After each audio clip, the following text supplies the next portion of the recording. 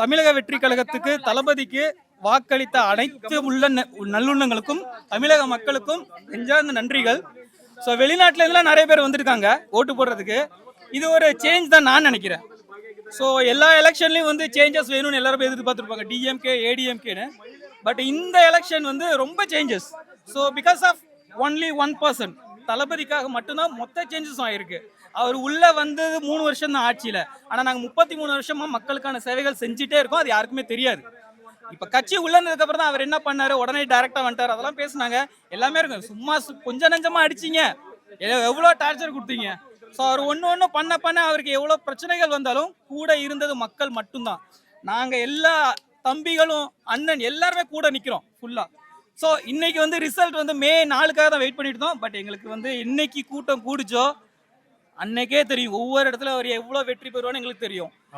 Bus எலெக்ஷனுக்கு சின்ன குழந்தையிலேருந்து பெரியவங்க வரைக்கும் எலெக்ஷனுக்கு போய் ஓட்டு போடுன்னு ஒத்தாள் சொன்னதுக்கு அப்புறம் சேஞ்சஸ் நிறைய வந்துச்சு. அத்தனை பேர் ஓட்டு போட்டாங்க.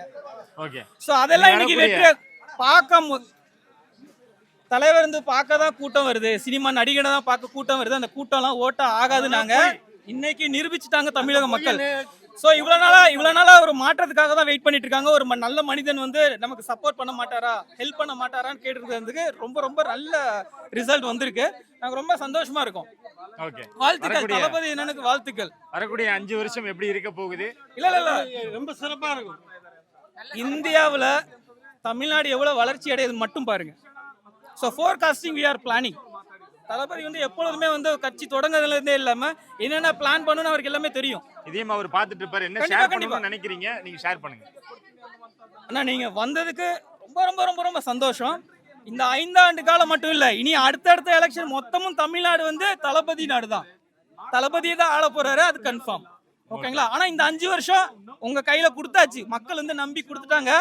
நீங்க என்ன வேணாலும் பண்ணுங்க, நாங்க ஃபுல் சப்போர்ட் இருக்கோம். இறங்கி வேலை பார்ப்போம்.